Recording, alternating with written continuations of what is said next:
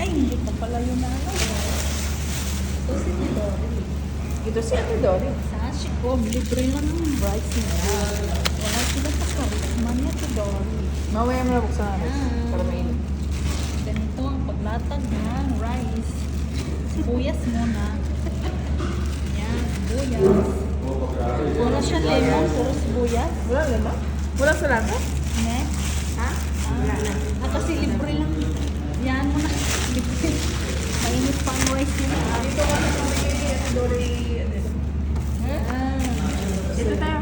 Yan sila lang yan. Oo. Yan, rice. Rice talaga. Kasi pag bumili ka, Ito yung rice. ito muna kain natin. Huwag muna Aba, buksan muna yun. iba-iba pa na. Parang ano, masarap to.